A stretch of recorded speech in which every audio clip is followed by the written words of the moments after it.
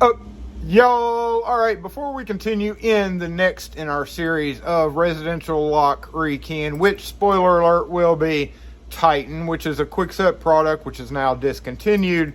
However, you still run across them every so often. You need to know the difference in the quick-set 6-cut system versus other 6-cut systems out there, because it is different, as well as the rekeying notch, that funny notch in the bottom of the key, how to do it, all that stuff associated with Titan locks, including worn out plugs, which we'll talk about in that video. However, I will say that we need to put a screeching halt on the videos to talk about what happens when you blow up a plug and checking master pins. Now, I know some of you who have been doing this for a long time watched the rekeying for the quick-set video yesterday and said, Jason, you didn't even check to make sure there weren't master pins in the top of the plug. Bad, locksmith, bad.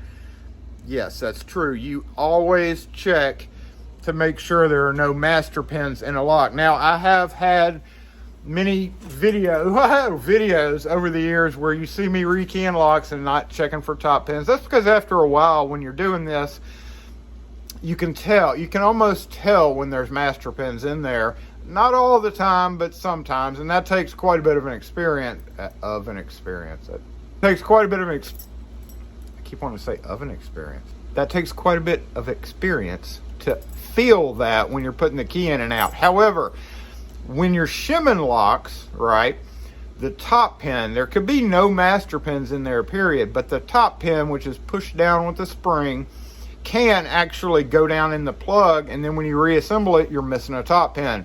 So it's very important to know both how to check for all master pins in a plug or a lock while you're rekeying it, and to know how to recover when a lock explodes on you, because it doesn't matter how long you've been doing it for, whether a day or 50 years, you're still going to have locks that accidentally explode on you. So let's get started taking a look at top pins, master pins, how to clear them, and how to recover from a blown up plug. Go! There are master pins and top pins. Master pins usually stop at around 130-ish in the residential world anyway. If you look at all the highest master pin, we got 138 there, 135, 135, 160. And it all depends on how the plug and the cylinder's built, how much room's in there, the depths of them. Whole lot of factors involved with that we're really not going to get into, and we're also not really going to get into the actual master keying of locks yet. But for the most part, about 130-ish up here on my kit is where the master pinning stops, and then top pins start. So top pins, if we look at the Schlage, which is one of the cylinders, actually bald one, but Schlage still, Schlage here as well. If you look at some of them, you can see like the Dexter, the Quickset uses one size, Weiser uses one size, but here on the Schlage, you have 237, 200, 165. And you notice there's brackets, right? So basically in these, ideally, now from the factory, they all come with one pin. This is really involved when you're doing master key situations for the most part. However, you can have a problem if you have a super long, say if you have a number 9 pin, which is the longest pin compared to the shortest pin, sometimes it makes the key hard to go in, and you have to take that long top pin out and put a shorter one in there. So that's where the 145 through about 200 comes into play. And we can see here even 237 for the top pin, 4, 0 through 3. That's because they're shorter. 237 is going to be a longer pin.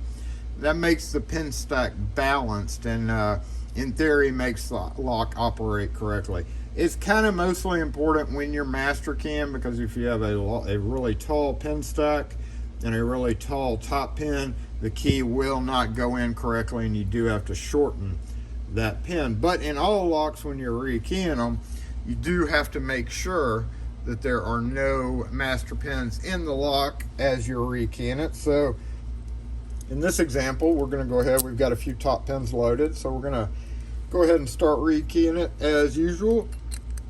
Now, another way that a plug can blow up on you is if you try to follow it out like this. You see that gap right there? what's going to happen is you're going to start pushing it through, and listen. You hear that? Okay, we just lost our top pin. Oh, and we just crushed our spring. That happens too. So what we're going to do is we're going to push that out of the way, get that spring out of there, then follow it the rest of the way out correctly. Sometimes you catch it in time and may only drop one. Now, one indication when you're rekeying a lock, if it has master pins in it, is do this. Before you dump out the pins, you're just going to look at them. No master pins. These are all bottom pins with the cone on them. There's 5 of them. If there's more than 5 pins in a 5-pin lock, that means you probably have master pins in it. But it's not always a surefire way to check, because this could be the shallowest of the keys and all the top pins could still be in the cylinder. So, you know, this is kind of subjective. You do this how it feels best to you. Some people grab it like this. See how I'm moving it in and out? I'm doing it like that. There's a number of ways. That is strictly how you feel most comfortable doing this. But typically I'll be using these fingers. All right, I'm going to get my tweezers and I'm going to go ahead and start looking down in here. Now I'm going to carefully pull it back to the first pin. Oh, look at that. We already have a master pin. It was this guy right here. All right, so that means it's master keyed, so you definitely need to check all the chambers. And also, see how super long that is? Now, Baldwin have a really high upper chamber, so they usually came with these longer pins, but in some cases, again, you may need to shorten that down to a shorter pin. So we'd go down to about 170. It's not overly important, the exact number. You know, you could go by the numbers, but as long as it's shorter and not too short, you know, as long as you stay within about, don't really go past 145 for a top pin, you can take this. And also there was that spring, so remember there is a spring in there, and we did bend that one, so we're going to have to replace it. But there are different springs. There's short, long, there's quick set kind of springs. So then we're going to go ahead and check out this next one. All right, I'm going to put my flashlight on it so you can see.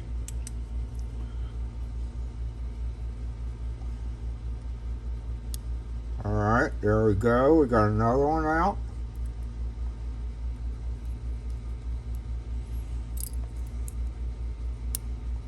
All right, nothing. Okay. At about the 3 mark, I'll flip it around, and I'm going to check. Oh, wait, hey, camera! At least I didn't call y'all hoes. All right, we lost that 5th pin. We lost that 5th pin. And number 4. All right, look at that.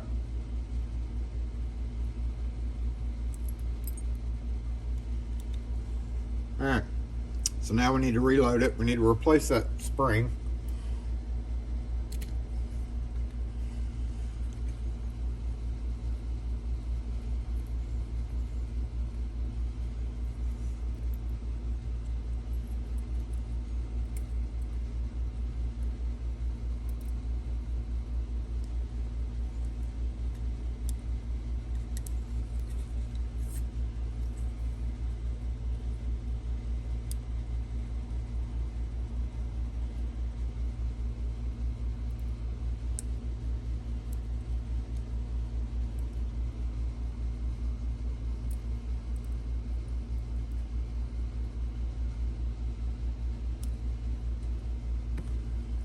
Okay, see how I did that? Got them all reloaded up.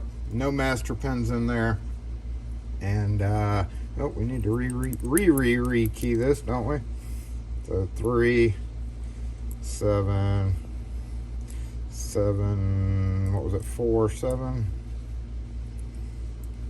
Okay, and then again, make sure that our cutout is in the right area.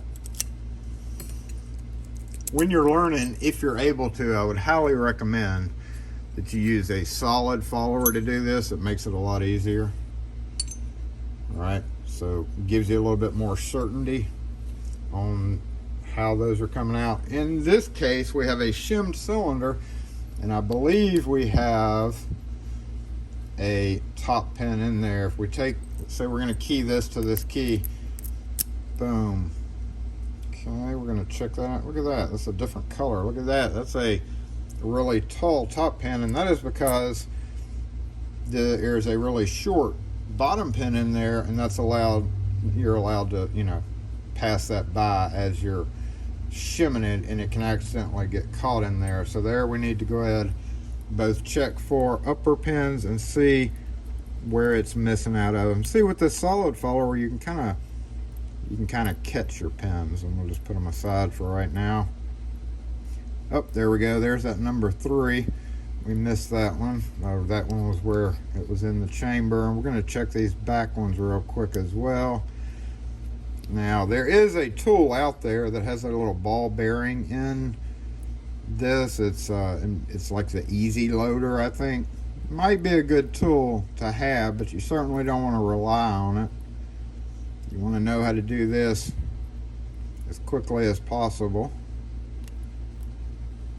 And make sure that's not a bottom pin, and there we go. So we've checked it and we're good to go on it. Let's go ahead and drop that out of here.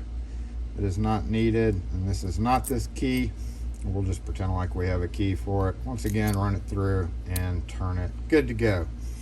All right, in this case, this was a failed quickset key checker thinger. So we have a ton of master pins in here, but not enough to make it work right. So what's going on there is, I don't know what's going on with this one, but I do know that it's not working right. So that's a big old stack of 30 wafers, or 0.30 wafers. And I've done a video on a quickset key checker thing, but for some reason this one's just not working well. So, all right, got that, got that, got that. Yep, we're good. Okay, we're good on that one too. All right, so what happens when a lock just explodes on you? Say, for instance, you're rekeying locks, and this can happen when you have a heavier than normal. Like, say this one's pretty heavy. So what can happen here is you go and you pick it up, and the weight of the plug follower itself causes all the pins and springs to fall out. So if this happens, that can happen. So you have to totally recover from this. All right, try to salvage as many of them as you can. So we have quickset springs. Quicksets always use these little kind of finer compressed springs in their locks. It just works better with them. There are standard springs just like that, but Quickset kind of has their own springs. I actually keep them in my regular pin kit, the Quickset springs, separately, because they kind of have to have their own springs to work best. So even if you have a 3,000th kit, order some extra Quickset springs for it. And deadbolt clips and doorknob clips. Those are the 3 parts that you need that come in Quickset rekeying kits, but you can always order them separately and add it to your kit. Make sure all your springs are in good condition. All right, we're going to insert our plug follower in the totally empty thing. We're going to knock it down to about the 4 position, just like that. And go ahead and use the flashlight as well. All right, having that solid follower makes it a little bit easier. So Quickset uses 180.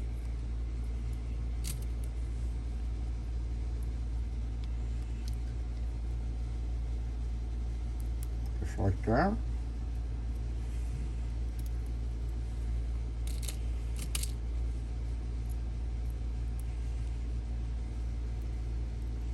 All right, forward. See how I'm pressing in on it? That's holding it until I can push it down, just like that. All right, we're gonna flip it around and get 3 through 1.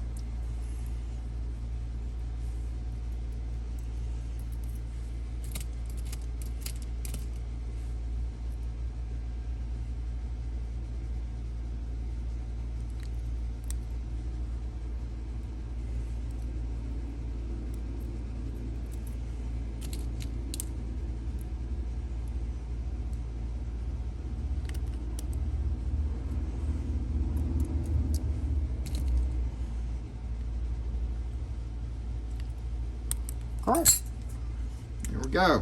So that's how to reload the top chamber and springs in a lock. And again, just rekey as usual. Once again, you can rewind that and watch it all you want. We're going to be going through it as we rekey the locks. And like I said, again, it's going to be a little bit difficult to rekey those Titans. So that's why I'm covering this now.